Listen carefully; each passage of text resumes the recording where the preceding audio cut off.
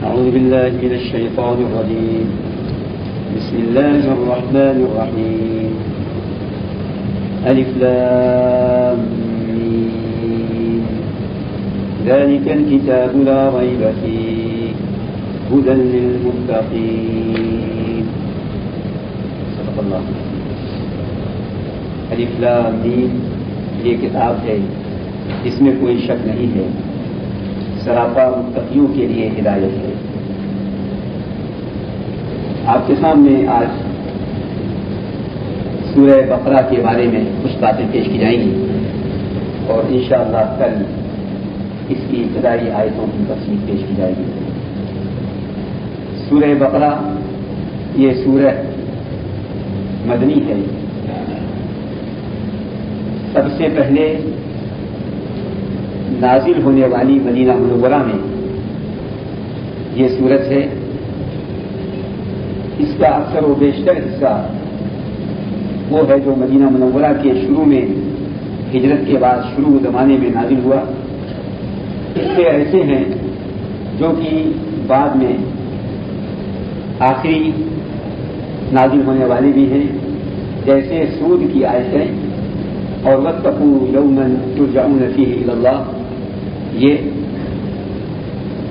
سورہ اس کا نام البقرہ ہے.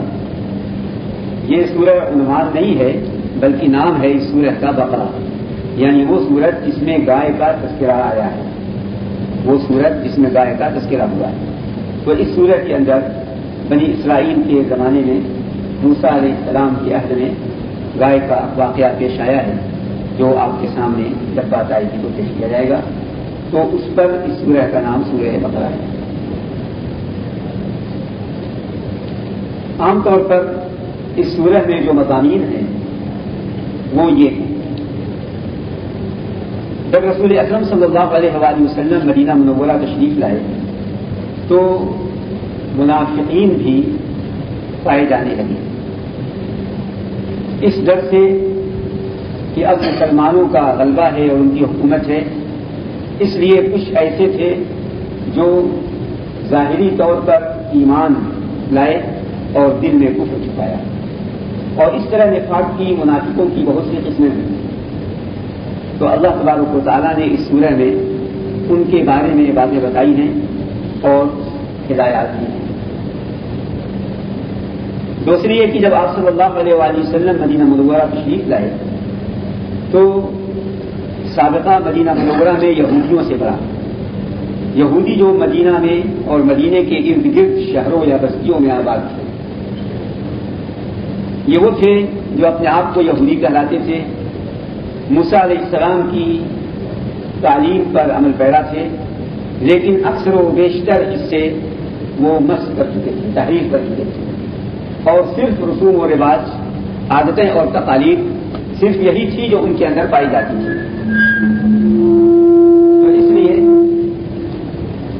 آپ صلی اللہ علیہ وآلہ وسلم کو یہ ہدایت دی گئی، ان میں آیتیں نازل کی گئی کہ رسول اکرم صلی اللہ علیہ وآلہ وسلم ان کی اصلاح کریں اور ان کو ہدایتیں دیں. تو بہت سے رکوع اور بہت سی آیتیں بنی اسرائیل کے بارے میں نازل ہوئی ہیں. اسی طریقے سے جب رسول اکرم صلی اللہ علیہ وآلہ وسلم مدینہ منورہ پہنچے تو آپ صلی اللہ علیہ وآلہ وسلم نے ایک حکومت کی بنیاد ڈالی. تو اب ضرورت تھی اس بات کی کہ آپ صلی اللہ علیہ وآلہ وسلم صرف عقائد نہ بتائیں بلکہ اسلام کی بنیاد اور نظام زندگی بسر کرنے کے اصول بتائے جائیں. تو اس لیے اللہ تبارک و تعالیٰ نے اس صورت میں تمدن، معیشت، معاشرت، ان تمام چیزوں کا ذکر کیا ہے جو ایک حکومت کو درکار ہے نظام زندگی بسر کرنے کے لیے. چوتھی بات وہ یہ کہ رسول اکرم صلی اللہ علیہ وآلہ وسلم جب مدینہ منورہ پہنچے اور چھوٹی سی یہ جماعت جب یکجا ہوئی اور حکومت کی بنا ڈالی گئی تو تمام عرب دشمن ہو گئے اور اسلام اور مسلمانوں کو ختم کرنے کی ہر ممکن جدوجہد کرنے لگی. تو اللہ تبارک و تعالیٰ نے اس سورہ میں کچھ ہدایتیں دی ہیں کہ ایسے وقت میں مسلمانوں کو جو چھوڑے ہیں یہاں پر کیا کرنا چاہیے اجتماعی طور پر. آپ صلی اللہ علیہ وآلہ وسلم نے آپ صلی اللہ علیہ وسلم پر جو باتیں آئیں اور نازل ہوئی ان میں سے ایک یہ کہ دین کی دعوت زور و شور سے شروع کر دیا ہے تاکہ زیادہ سے زیادہ لوگ اپنے ہوں گے تو دشمن کی نگاہ للچائی بھی نہیں ہوگی اور حملہ نہیں کر سکیں گے. دوسری بات وہ یہ کہ تمام مسلمان دین اسلام کو ایسا پیش کریں دلائل کے ساتھ کہ ایک عقل مند کو اس کی حقانیت میں کوئی شبہ نہ رہ جائے. تیسرے یہ کہ تمام مسلمان اس راہ میں صبر ثابت قدمی اور عزیمت کا مظاہرہ کریں.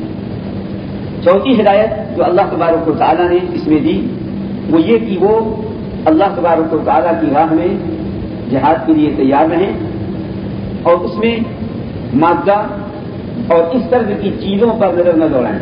دشمن کتنوں تعداد میں ہوں اور کتنوں مادی اعتبار سے آگے کیوں نہ ہوں وہ اس دین کی راہ میں ان سے لڑ پڑیں اور اللہ کے راستے میں جہاد کریں. پانچویں بات وہ یہ کہ اگر یہ نہ مانے سمجھا بجھا کر تو پھر ان کافروں اور مشرکوں کو جو دین کی راہ میں مظاہر ہوں انہیں ختم کرنے میں کوئی بس و پیش نہ کریں. یہ ہے وہ 5 ہدایتیں جو اس سورہ میں دی گئی ہیں. تو اس سورہ کے اندر خلاصہ طور پر یہ کہ اس سورہ کے اندر بنی اسرائیل کے بارے میں ہدایتیں ہیں اور یہودیوں کے بارے میں کچھ چیزیں ہیں جو اللہ تعالیٰ نے تفصیل سے پیش کیا. دوسری بات وہ یہ کہ چونکہ منافق ابھرے تو منافقوں کے سلسلے میں بھی ہدایات ہیں. تیسرے یہ کہ مسلمانوں کو دین کی راہ میں تبلیغ میں اس کو آگے بڑھانے میں کیا قربانیاں دینی ہیں اس سلسلے میں ہدایات ہیں. چوتھے یہ کہ ایک مسلمان یا تمام مسلمان کیسے زندگی بسر کریں نظام زندگی کیا ہو تو تمدن معاشرت معیشت اس سب کی آیتیں اس سورہ کے اندر ہیں. یہ اس سورہ کی فضیلت بہت ہے جو رسول اکرم صلی اللہ علیہ وآلہ وسلم نے پیش کیا ہے. فضیلتیں اگر جانیں گے تو شوق بھی پیدا ہوگا کہ اللہ تبارک و تعالیٰ کی اس سورت کو سیکھیں. حدیث ہے راوی معقل ابن یسار رضی اللہ تعالیٰ نے فرماتے ہیں کہ رسول اکرم صلی اللہ علیہ وآلہ وسلم نے ارشاد فرمایا کہ سورہ بقرہ یہ قرآن کریم کا کوہان ہے اور اس کی چوٹی ہے. ہر چیز کی ایک بلندی ہوتی ہے اور ہر چیز کی ایک چوٹی ہوتی ہے. تو قرآن کریم کی چوٹی سورہ بقرہ ہے اور سورہ بقرہ کی آیتوں کی اہمیت بتاتے ہوئے فرمایا آپ صلی اللہ علیہ وآلہ وسلم نے کہ ہر آیت کے ساتھ 80 فرشتے نازل ہوئے. اس سورہ بقرہ کی ہر آیت کے ساتھ 80 فرشتے نازل ہوئے ہیں. اس لیے اس سورہ کی اہمیت جان سکتے ہیں اور کس طرح اس سورت کو سیکھنا چاہیے. اس طرح کی بہت سی احادیث ہیں رسول اکرم صلی اللہ علیہ وسلم کی. دوسری بھی آپ صلی اللہ علیہ وسلم نے فرمایا کہ ہر چیز کی ایک چوٹی ہوتی ہے اس کی بلندی ہوتی ہے اور قرآن کی چوٹی اور اس کی بلندی سورہ بقرہ ہے. دوسری فضیلت وہ یہ کہ اس سورت کو سیکھنے اور پڑھنے سے گھر میں اگر شیطان ہو تو بھاگ جاتا ہے یا بھاگ جاتے ہیں اور باہر سے شیطان اس میں داخل نہیں ہو سکتے. فرماتے ہیں رسول اکرم صلی اللہ علیہ وآلہ وسلم کہ تم اپنے گھروں کو قبرستان نہ بناؤ کیونکہ وہ گھر جس میں سورہ بقرہ پڑھی جاتی ہے اس گھر سے شیطان نفرت کرتا ہے. اس گھر سے شیطان نفرت کرتا ہے اس گھر میں نہیں جاتا. اور یہی یہ بات معلوم کی کہ قبرستان پر قرآن پڑھنا منع ہے. اسی لیے فرمایا آپ صلی اللہ علیہ وسلم نے کہ تم اپنے گھروں کو قبرستان نہ بناؤ یعنی گھروں میں قرآن پڑھو. قبرستان میں نہیں پڑھا جاتا قرآن. اور جس گھر میں قرآن پڑھا جائے جس گھر میں سورہ بقرہ پڑھی جائے اس گھر سے شیطان نفرت کرتا ہے. اسی مفہوم میں دوسری حدیث رسول اکرم صلی اللہ علیہ وآلہ وسلم کی فرمایا آپ صلی اللہ علیہ وسلم نے کہ جس گھر میں سورہ بقرہ پڑھی گئی ہو اس گھر میں شیطان سورہ بقرہ سن کر بھاگ جاتا ہے. فرماتے ہیں آپ صلی اللہ علیہ وسلم اسی مفہوم میں ایک اور حدیث آپ صلی اللہ علیہ وسلم فرماتے ہیں کہ جس گھر میں سورہ بقرہ پڑھی جائے صبح کو تو 3 دن تک اس گھر میں شیطان نہیں داخل ہوتا، اور جس گھر میں سورہ بقرہ پڑھی جائے رات کو تو ایک بار تو 3 رات تک اس گھر میں شیطان نہیں جاتا۔ یہ ہے سورہ بقرہ، اس اعتبار سے اس سے شیطان سے حفاظت ہوتی ہے اور اس گھر سے شیطان نفرت کرتا ہے، اس گھر میں جاتا نہیں اور گھر میں ہوتا ہے تو بھاگ جاتا ہے۔ اسی لیے یہ سورت بہت ہی مفید ہے ایسے موقع پر۔ تیسری فضیلت اس سورہ کی یہ ہے کہ اس سورہ کے پڑھنے سے اللہ تبارک و تعالیٰ کے فرشتے جن کا نام سکینت ہے وہ نازل ہوتے ہیں۔ مشہور حدیث ہے راوی اسید بن خدیر رضی اللہ تعالیٰ نے فرماتے ہیں کہ میں ایک رات اپنے گھر میں سورہ بقرہ پڑھ رہا تھا کہ میرا گھوڑا بگڑنے لگا۔ میں نے سورہ بقرہ پڑھنا بند کر دیا تو خاموش ہو گیا، پھر شروع کیا پھر بگڑنے لگا، پھر چھوڑ دیا پھر صحیح ہو گیا، پھر پڑھنے لگا پھر بگڑنے لگا، پھر چھوڑ دیا تو پھر صحیح ہو گیا۔ چونکہ میرے بیٹے یحییٰ وہیں پر تھے سوئے ہوئے، مجھے ڈر ہوا کہ کہیں میں یہ سورہ پڑھوں اور گھوڑا میرے بچے کو کچل لے، اس لیے میں نے پڑھنا چھوڑ دیا۔ جب میں نے آسمان کی طرف دیکھا تو ایک بدلی نظر آئی جس میں چراغ جل رہے تھے۔ صبح ہوئی، میں رسول اکرم صلی اللہ علیہ وآلہ وسلم کے پاس گیا، آپ صلی اللہ علیہ وآلہ وسلم سے اس کا تذکرہ کیا۔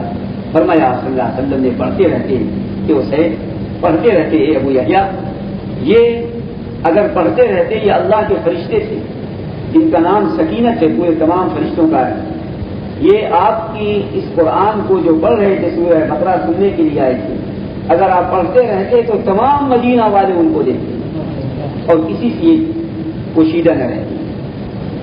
اسی طریقے سے حدیث میں ثابت ابن قیس ابن شماس رضی اللہ تعالیٰ عنہ، یہ خطیب رسول صلی اللہ علیہ وآلہ وسلم ہے، ان کے گھر کے اوپر چراغ دیکھا گیا۔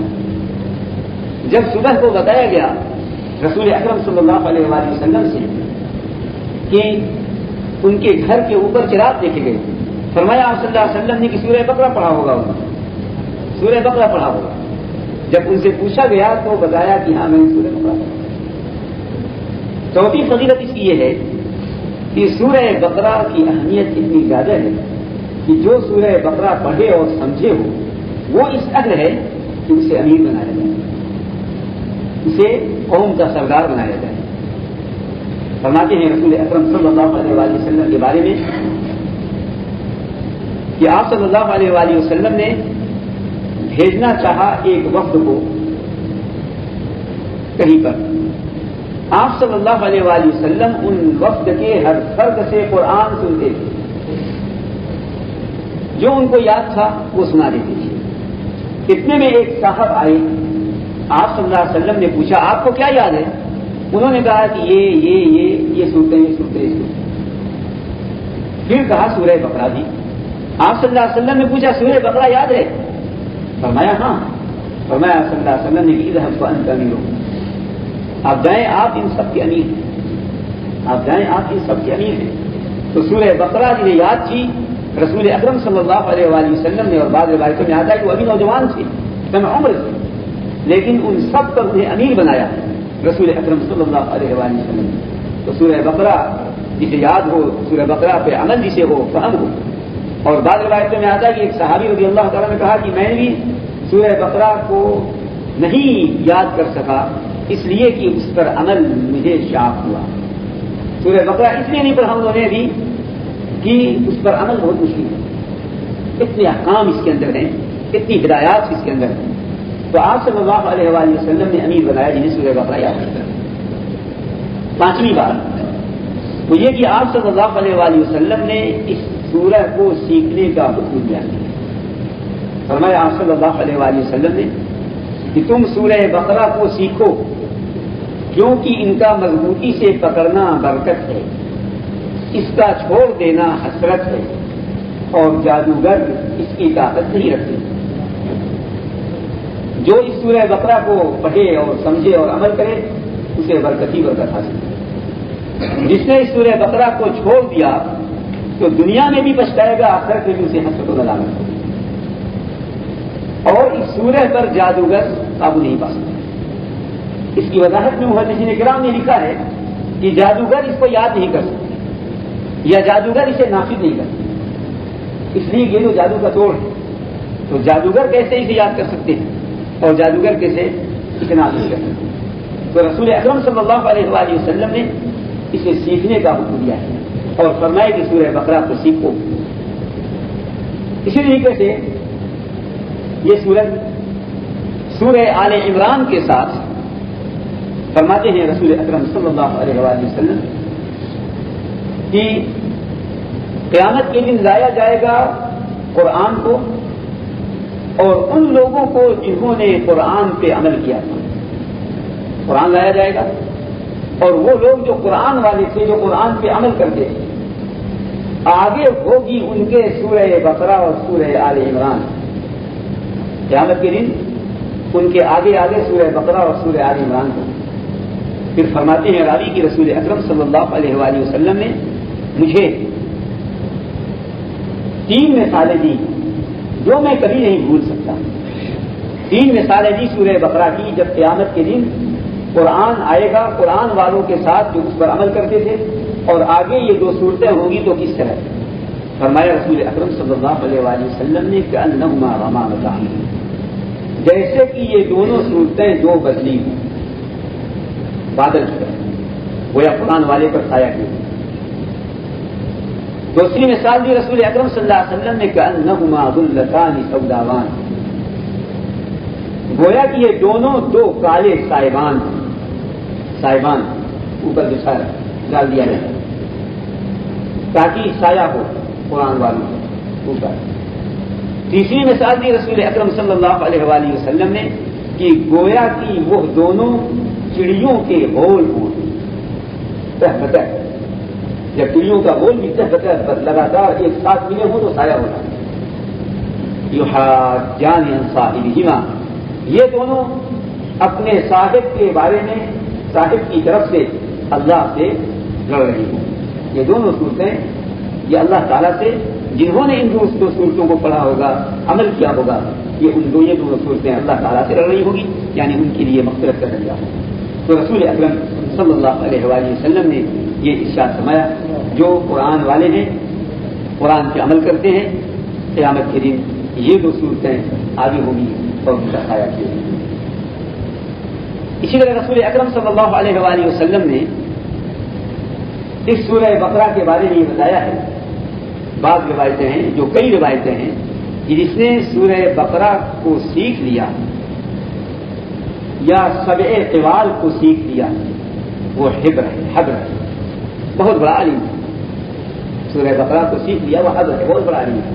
سورہ بقرہ اور بعض روایتوں میں 7 صورتیں، اور ایک حدیث میں آپ صلی اللہ علیہ وسلم نے فرمایا کہ صرف سبع طوال، وہ صورتیں جو سبع طوال لمبی 7 صورتیں، فرمایا آپ صلی اللہ علیہ وسلم نے کہ وہ توریت کی جگہ ہے، پوری توریت کی جگہ۔ وہ 7 صورتیں سورہ بقرہ، سورہ آل عمران، سورہ نساء، سورہ مائدہ، سورہ انعام، سورہ اعراف، سورہ یونس، یہ 7 صورتیں ہیں۔ یہ سبع طوال کہا جاتا ہے۔ قرآن کی وہ صورتیں جو سب سے لمبی صورتیں، یہ سبع طوال ہیں۔ اور بعض نے تفاسیر میں بتایا ہے جو آتینا کا سبع من المثانی، اللہ تبارک و تعالیٰ نے جو فرمایا ہے محمد صلی اللہ علیہ وسلم، ہم نے آپ کو 7 دیا ہے خوب دہرانے والی، وہ 7 وہ صورتیں ہیں سبع طوال جو ابھی آپ کے سامنے پیش کی ہیں۔ تو سورہ بقرہ یہ ہے اس کی فضیلت جو آپ کے سامنے بعض احادیث اس کی فضیلت میں پیش کی گئی، تاکہ ہمارے اندر شوق پیدا ہو، اس سورہ کی اہمیت کو معلوم ہو اور اس کے بارے میں شوق پیدا ہو کہ ہم اس کی ہر آیت کو سیکھیں جس کا حکم دیا ہے رسول اکرم صلی اللہ علیہ وسلم نے، اور اس ہر آیت کے ساتھ 80 فرشتے نازل ہوئے۔ یہ سورہ بقرہ کی آیتوں کی اہمیت کو بتانے کے لیے یہ رسول اکرم صلی اللہ علیہ وسلم نے فرمایا، اور اتنا اہتمام کیا گیا ان آیتوں کے ساتھ۔ یہ ہے آج کی بات جو آپ کے سامنے پیش کی گئی۔ انشاءاللہ آئندہ کل اب جو اس کی آیتیں ہیں وہ تیزی کے ساتھ انشاءاللہ پڑھی جائیں گی اور اس کے تفاصیر اور وضاحت کی جائیں گی. آج